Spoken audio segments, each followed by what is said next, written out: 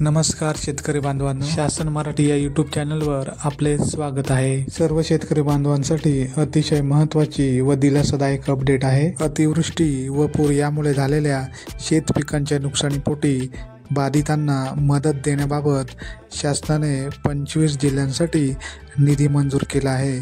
आज दिनांक 23 सप्टेंबर 2025 रोजी हा शासन निर्णय जारी करण्यात आला आहे।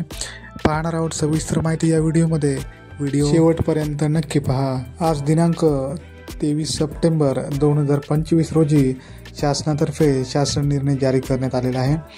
राज्यात विविध जिल्ह्यात जून 2025 ते ऑगस्ट 2025 या कालावधीत अतिवृष्टी व पूर यामुळे झालेल्या शेत पिकांच्या नुकसानीपोटी बाधितांना मदत देण्याबाबत तुम्ही पाहू शकता, महाराष्ट्र शासन महसूल व वन विभाग आज दिनांक 23 सप्टेंबर 2025 रोजी हा शासन निर्णय जारी करण्यात आलेला आहे। जून, जुलै व ऑगस्ट या महिन्यात अतिवृष्टी व पूर यामुळे झालेल्या नुकसान भरपाईसाठी हा GR प्रसिद्ध करण्यात आलेला आहे। शासन निर्णय जून 2025 ते ऑगस्ट 2025 या कालावधीत राज्यात विविध जिल्ह्यात अतिवृष्टी व पूर यामुळे शेत पिकांच्या नुकसानीसाठी शेतकऱ्यांना मदत देण्याकरिता संदर्भाधीन क्रमांक 2 येथील शासन निर्णयान्वये निश्चित केलेल्या दरानुसार एकूण रुपये 1,339 कोटी 49,25,000 रुपये इतका निधी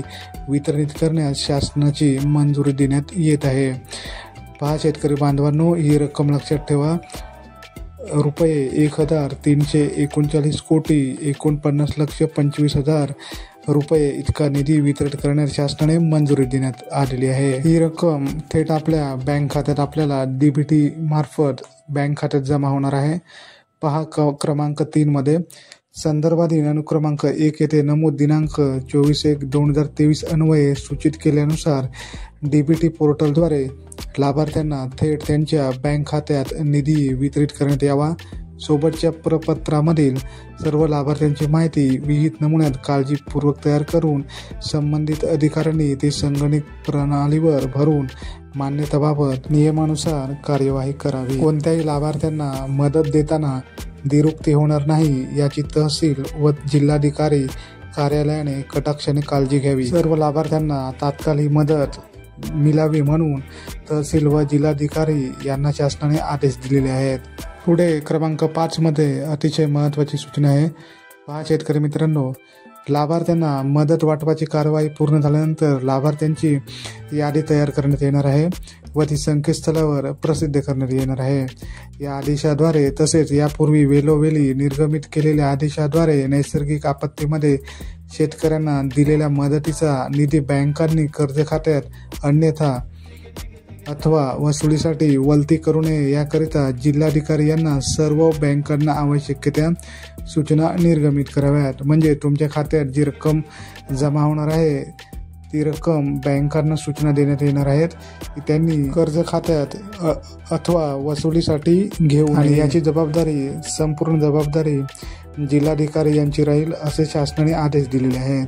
पुढे आपण पाहूयात कोणकोणते जिल्हे आहेत त्यांच्यासाठी हा निधी मंजूर करण्यात आलेला आहे।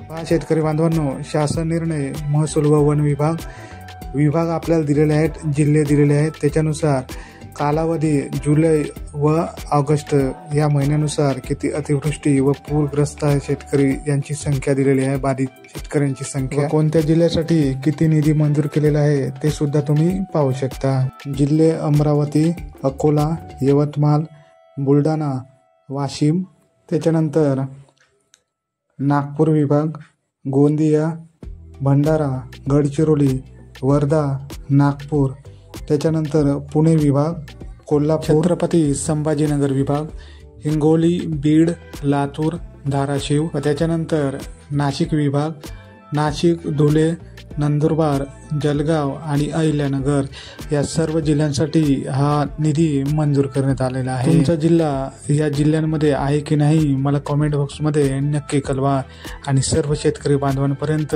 ही माहिती नक्की शेअर करा। अशाच महत्त्वाच्या अपडेट मिळवण्यासाठी आपल्या चॅनलवर कोणी नवीन असाल तर शासन मराठी या यूट्यूब चॅनलला सबस्क्राईब करा। धन्यवाद।